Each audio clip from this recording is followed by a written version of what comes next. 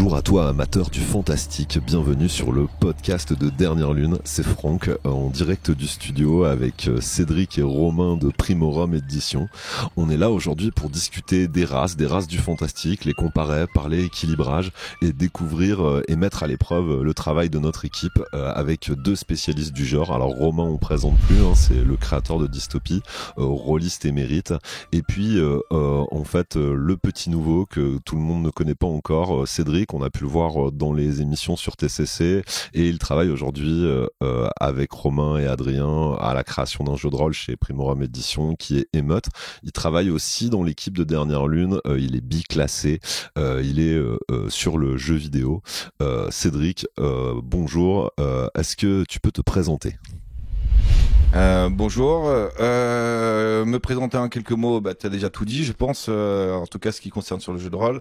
Ça fait une trentaine d'années que je fais cette activité avec des amis principalement et je suis très très honoré d'être ici avec toi. Eh ben c'est trop cool les potes. Alors voilà, on va rentrer dans un débat qui est le débat qui a déjà eu beaucoup de rôlistes, qui sont l'équilibrage du fantastique, les races, comment ça se passe les JO, tu vois, qui de l'elfe, du gobelin, de la fée, du centaure court le plus vite. J'ai eu affaire à ça, c'est-à-dire à mettre au bout d'un moment en chiffres des données qui sont à la base littéraires, fantastiques, et de les transcrire tout de suite en données de jeu. C'est un truc qui a été une vraie galère dans l'équipe. On a travaillé pas mal de fois, on s'est engueulé en disant mais non, pas du tout, il est moins endurant, lui il est plus grand, lui il est plus petit, tu vois. Vous avez déjà traversé ça, comment ça marche pour établir en fait des chiffres, tu vois, et comment amener un certain équilibrage, comment transcrire le scénario, tu vois, en chiffres. Alors, la grosse problématique de ton jeu, c'est que dans les 14 races, il y a des grosses différences de gabarit entre, par exemple, une elfe qui fait la taille d'un pouce et un troll qui fait 3 mètres. Et qu'il n'y ait pas de frustration des joueurs, qui puissent s'amuser et se sentir utiles dans la partie, malgré des différences de gabarit et de capacité qui sont énormes. Donc ça, on en a discuté plein de fois ensemble. Est-ce qu'une fée peut taper aussi fort qu'un troll, par exemple ? Mais du coup, est-ce qu'une fée peut blesser un troll ? Je trouve que tu as plutôt bien équilibré le jeu dans les systèmes qui permettent, par exemple, d'améliorer l'esquive des fées, de les rendre plus agiles, plus difficiles à toucher, et inversement, le gabarit, et prendre en compte le gabarit dans ce genre de situation. Mais il est vrai que les 14 races, ça fait une grosse disparité d'éléments. Ouais. Nous, on savait qu'on courait à la catastrophe, qu'on avait un jeu asymétrique, vu qu'on avait des fées de 20 cm de haut et des trolls de 3 mètres, tu vois, on allait avoir des trucs avec 1 PV qui craignaient la grêle, et on avait des trucs avec 30 PV qui craignaient tu vois, les effondrements d'immeubles, quoi, tu vois. Et donc on savait qu'il y avait un gros delta, mais en même temps on avait trop envie de raconter ça. Nous, l'asymétrie, elle est au cœur du jeu, et je kiffe, tu vois, les histoires avec un personnage plus fort, plus faible, tu vois. Je crois pas à une espèce de linéarité de tout le monde a le même équilibre ou a le même plan d'intérêt dans l'histoire, tu vois. Alors le même plan d'intérêt dans la narration aussi, mais dans les actions, oui, il faut que ça soit différent. En fait, il faut que chaque joueur puisse trouver un archétype qui lui convienne, dans lequel il peut s'amuser, trouver un rôle dans l'histoire. Et certes, une fée ne pourra pas être la meilleure des guerrières et briller dans les scènes de combat, mais elle offre plein de plaisirs de jeu différents, en fait, par sa discrétion, sa petite taille. Elle peut aller à des endroits que les autres ne peuvent pas atteindre. Elle peut être extrêmement utile dans énormément de situations. Là, on prend le cas les plus extrêmes qui sont du troll et de la fée, mais il y a plein d'autres races, en fait. Il y a les ondins, enfin les poissons qui permettent d'aller dans le terme poisson, il est dur, hein. Je vais censurer ce terme poisson au montage. Les seigneurs des marais, de l'étang, des flaques, des rivières, tu vois. Jadis seigneur de l'Atlantide. Il y a une totale asymétrie, puis en même temps, moi j'aime ça. Tu vois, j'aime bien en tant qu'MJ taper sur le perso le plus faible. Tu vois, quand t'as un groupe un peu balèze, t'attrapes la fée par les ailes en disant alors je l'éclate ou pas, tu vois. Et ça met quand même un sacré coup de pression. Et puis j'aime bien aussi en tant qu'être joueur, en tant que joueur, ça me gêne pas d'être le perso toujours en galère aussi. Tu sais qu'il y a les caracs un peu en dessous, qui a pas compris. Je crois à la symétrie. Ça peut les défauts d'un personnage peuvent donner de la profondeur de jeu, en fait. Et ça peut être intéressant de jouer là-dessus, en fait. Parce que si tous les personnages sont comment dirais-je, ultra fort dans tous les domaines, ça devient trop lisse, en fait. Ça devient comme Superman. Tu vois, Superman, c'est le super-héros que je déteste par leur excellence, parce qu'il est extrêmement lisse, il est parfait. Et donc du coup dans sa perfection il devient ennuyeux. Alors que tu vois d'autres personnages qui ont des défauts, genre Batman qui a en fait son super pouvoir c'est de l'argent, mais il a de la profondeur, il a des douleurs, des blessures, il y a des choses qu'il peut pas faire, et donc du coup il doit compenser en étant plus malin ou en essayant d'utiliser d'autres biais. Si tes personnages sont ultra forts, ultra équilibrés comme dans tous les domaines, bah du coup ça devient tout lisse en fait tes scénarios. C'est un bulldozer qui traverse, alors qu'il faut essayer de se creuser la tête, trouver des biais par lesquels tu peux briller malgré tes défauts. Écoute, je trouve ça trop cool. Romain, t'as un avis toi sur la situation? Alors moi, bon, la symétrie, oui, clairement, il y en a une, mais je dirais que c'est pas tant le sujet, moi, qui me tient à cœur. Je vais parler juste d'un petit exemple. Généralement, quand je fais de l'Heroic Fantasy, enfin Heroic Fantasy, Medfan, enfin toute cette sphère-là, du moins, systématiquement, quand il y a les nains qui sont représentés, spontanément, je prends toujours un nain. C'est ma race de cœur, on va dire. Mais pour autant, Dernière Lune, quand j'ai vu la possibilité de jouer un gobelin, c'est un peu bête, hein, mais on a rarement la possibilité de jouer un gobelin, surtout sur un jeu, je dirais, profond, sombre, et je dirais avec voilà de la profondeur derrière. Je me suis dit waouh, quelle opportunité, et j'ai pas choisi le nain, j'ai pris le gobelin. Ouais, alors ça c'est beau. Je prends ça comme un honneur suprême et ultime. Merci gars. Je vous lance dans un mini quiz. J'ai du mal avec ce mot, le mot quiz. Je n'arrive jamais à le dire. Je vous propose qu'on se lance dans cette espèce de cruel comparatif des races du fantastique, tu vois. Si il y avait une race dans les 14 de Dernière Lune qui était la plus puissante, pour vous, c'est laquelle? Sans conteste, le troll. Ouais, bien sûr. Ouais, c'est sûr. Question facile, hein. Un énorme +3 en puissance chez nous, c'est décisif, hein. Tu le sens, toi, t'as déjà joué ce genre de personnage? Alors oui, j'ai joué un troll dans la campagne de Dernière Lune qu'on fait ensemble, et en termes de caractéristiques physiques, t'es un bulldozer en fait. Ouais, c'est monstrueux. Tu ne crains pas les situations de conflit ou physiques. Par contre, alors il faut pas demander de réfléchir, ou l'éloquence, c'est pas ton fort, vu que tu possèdes 10 mots à la création. Faire un dialogue avec 10 mots, c'est compliqué en roleplay. Allez, ok, vendu. On est tous d'accord que le troll, c'est la médaille d'or. À qui on met l'argent, les gars, quoi? Alors, je suis pas du tout d'accord, bien évidemment. Et oui. Moi, je considère que, bon, j'ai prêché pour ma paroisse. Alors, pour moi, pour le coup, je fais à la campagne un gobelin. Et je tiens à vous dire que, messieurs, quelle que soit la race que vous pouvez avoir en face de vous, un gobelin, le principal, c'est que on le touche rarement quand même. C'est finot, c'est agile, et ça peut faire des trucs de fou. Voilà, moi j'ai un gobelin, il escalade les montagnes, il s'amuse à faire des cabrioles dans les tavernes. Et honnêtement, avant de lui mettre un coup de latte, faut le toucher. Ouais. C'est vrai que on va avoir des avantages énormes dans Dernière Lune avec les tout petits gabarits. Plus t'es petit, plus t'es dur à toucher, plus t'es troll, plus t'es incapable à te cacher, esquiver, très difficile. T'as le cul qui dépasse du rideau.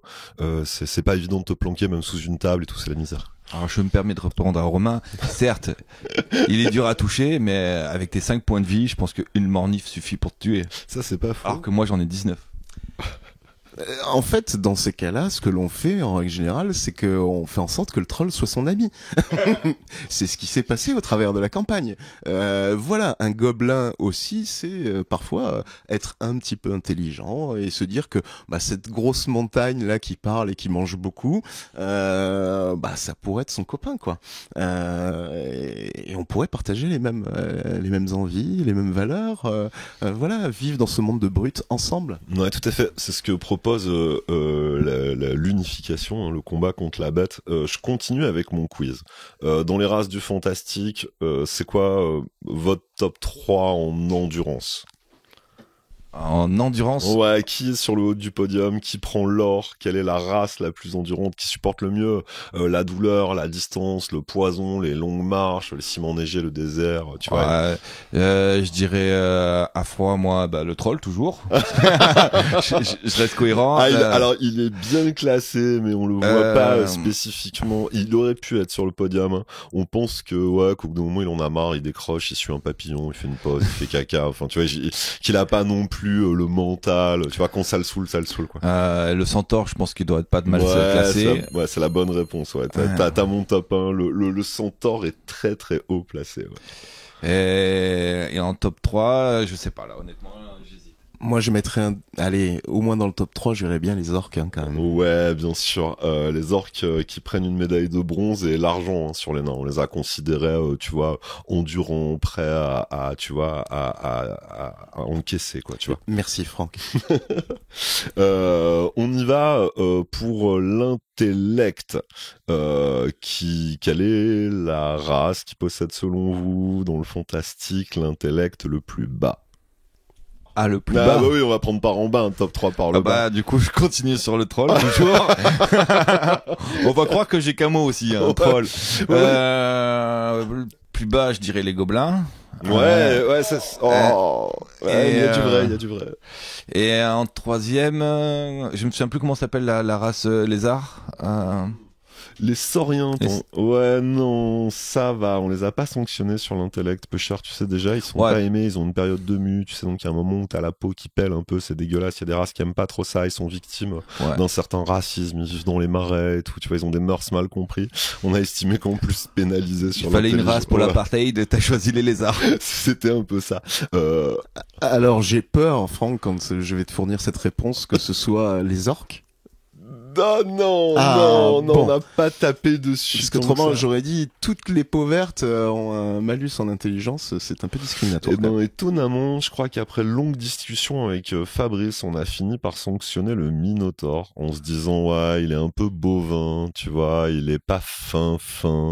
Et il y a eu le Centaure qui a été longtemps dans la balance, un peu chien fou, je fais des milliers de kilomètres. En vrai, on est là, oulala, il a un côté un peu, c'est pas le plus fin de l'équipe. Tu vois, on le voyait pas. En vrai, après, on s'est projeté, hein, tu sais, qui passe son baccalauréat, tu vois, qui est diplômé, tu vois, qui est capable de décrocher un vrai diplôme dans les domaines de la vapeur, de faire évoluer le continent et tout. Et tu te dis, bon, je sais pas s'il y a tant de races que ça qui peuvent prétendre.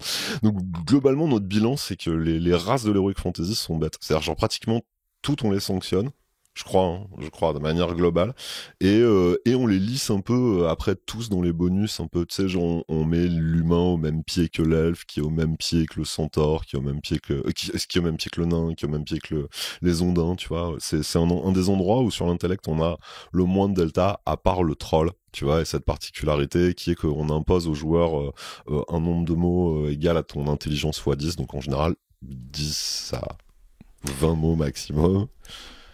Et c'est pas évident en campagne. Non, c'est pas du tout évident en campagne de faire des discours avec les autres joueurs. Mais c'est fort intéressant à jouer par contre.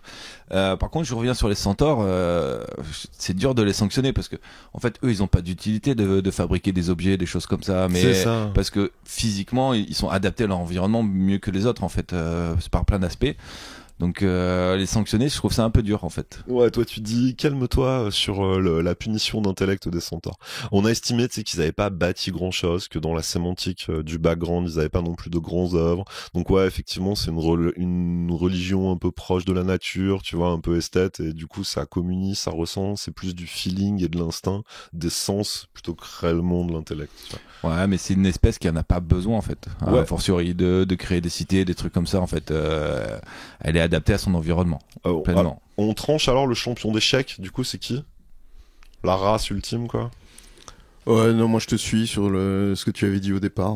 Ouais, le Minotaure me semble adapté. Pénalisable. Ouais. Le bovin, Après, sympathique, mais il doit avoir d'autres qualités. Hein, j'entends bien. Évidemment. J'entends bien. Allez, on y va maintenant pour le top habileté. Dans Dernière Lune, ça va servir à déduire ton équilibre, tes compétences en escalade.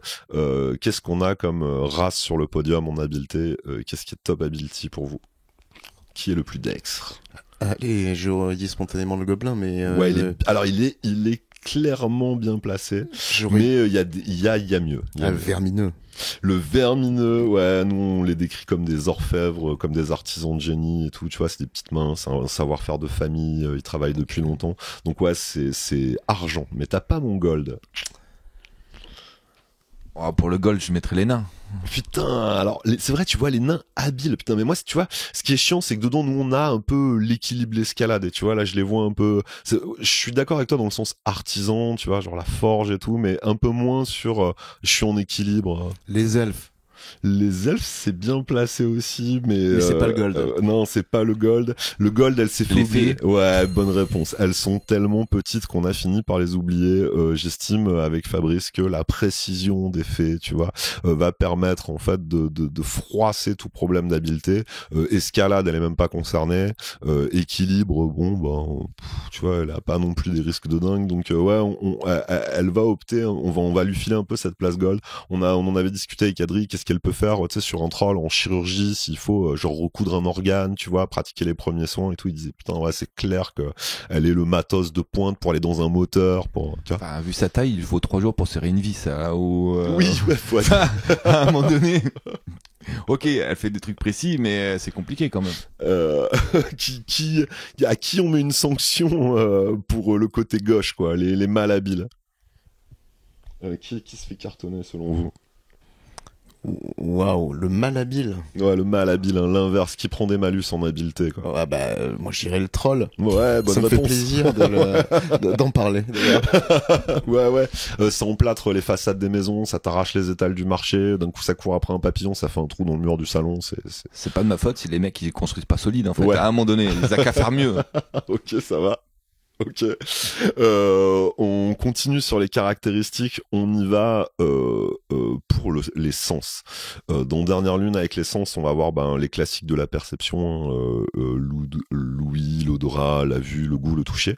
Et puis en même temps, on va aussi utiliser l'intuition. Tu sais, un peu ces moments où des fois, tu sais pas trop comment gérer ton jet avec tes joueurs. Tu sais, ils me disent ouais, on se retrouve en ville. Je suis en mode intuition, ça me paraît, ce qui est possible, hein, tu sais où traînent tes potes, t'as l'habitude, mais des fois tu sais pas certains gestes sous lesquels tu sais pas quoi jouer, tu vois. Donc cette caractéristique de sens qui va englober aussi un peu le sixième sens, le feeling, l'instinct, la vigilance, tu vois.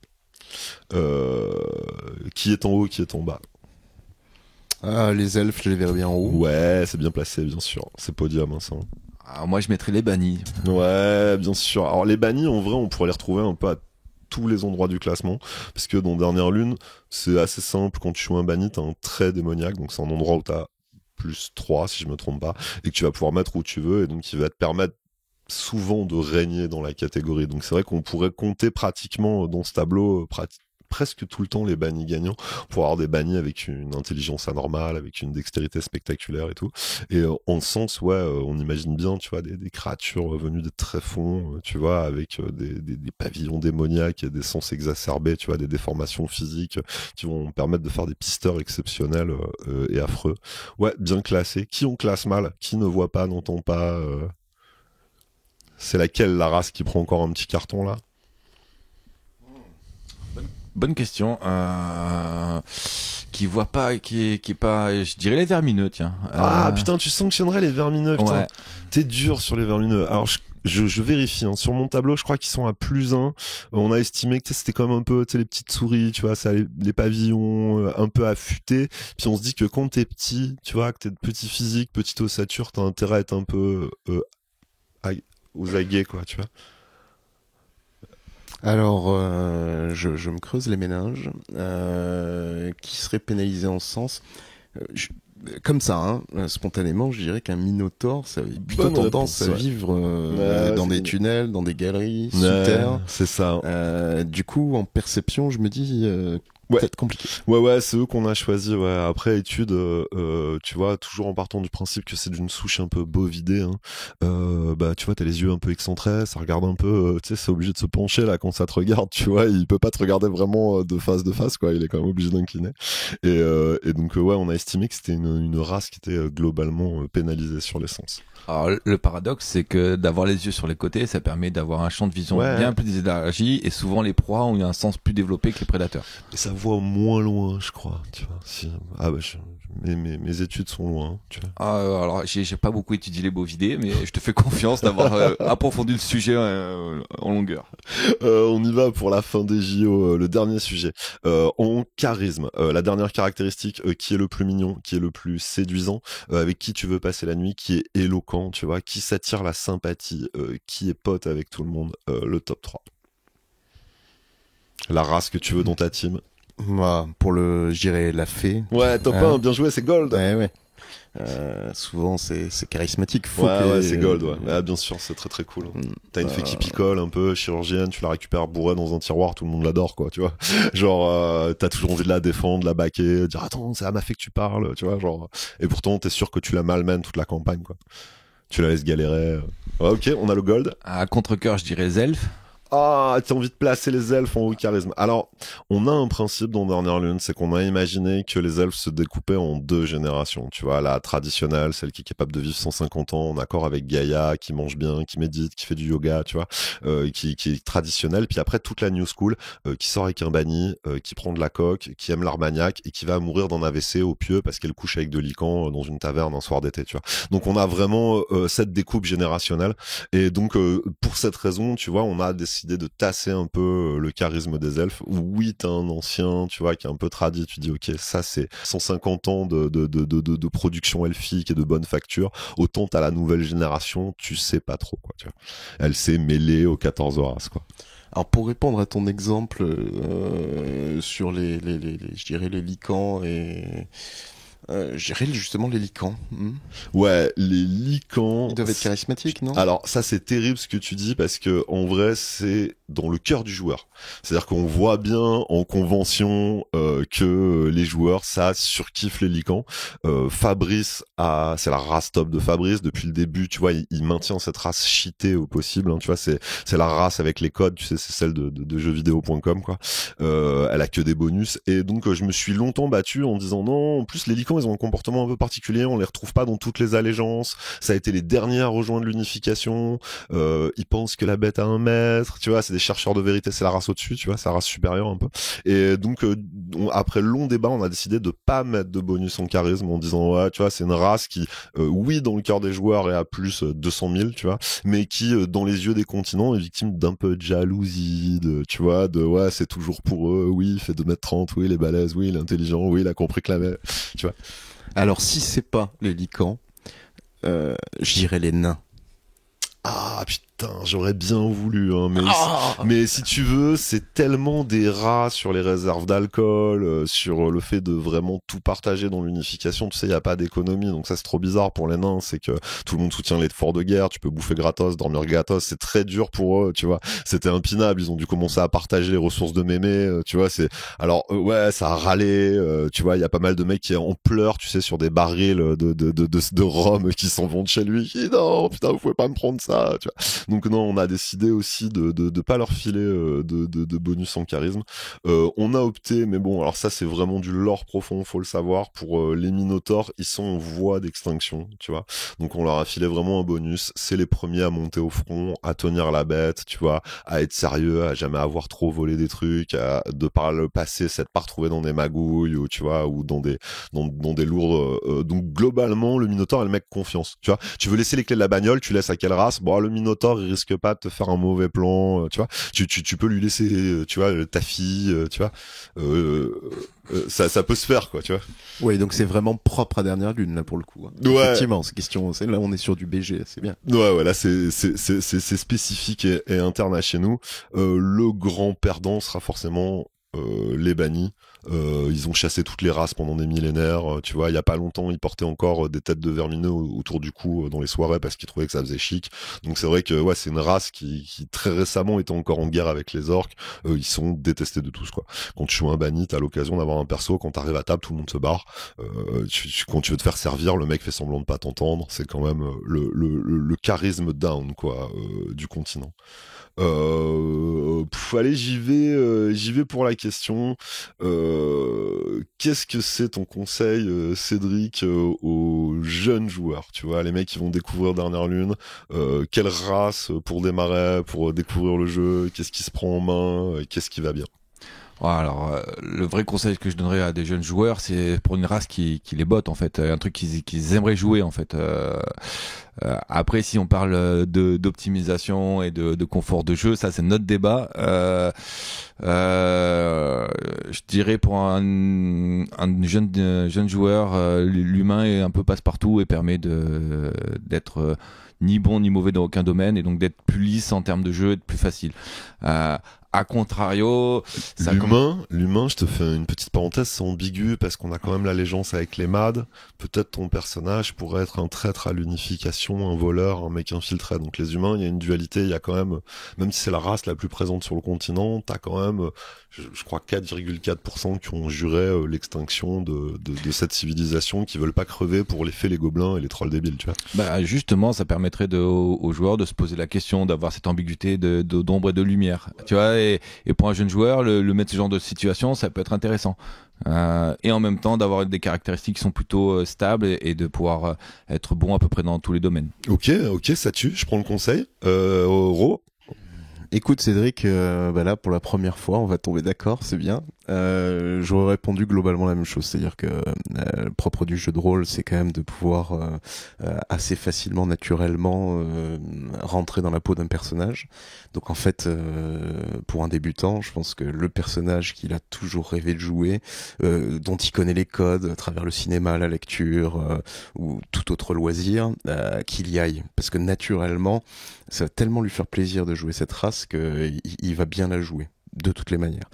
Et après, celui qui est plutôt de l'appréhension, effectivement, l'humain, c'est celui qu'on peut s'approprier le plus facilement, qu'on peut le jouer aussi le plus naturellement, et ça permet du coup de découvrir peut-être les autres races en le voyant sous son prisme d'humain, et pour une prochaine partie, parce que de temps en temps il peut y avoir une certaine forme de létalité, de mortalité dans le jeu, de choisir un autre personnage, une race qu'il aura découverte justement, lors de ses parties. Ok.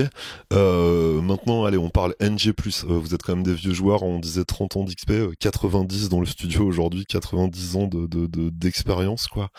C'est quoi ton coup de cœur? Qu'est-ce que t'avais vraiment jamais joué et tu te dis vas-y, NG+, on va refaire une partie, mec, parce qu'en vrai, je pense le jeu c'est pas le même quand tu joues.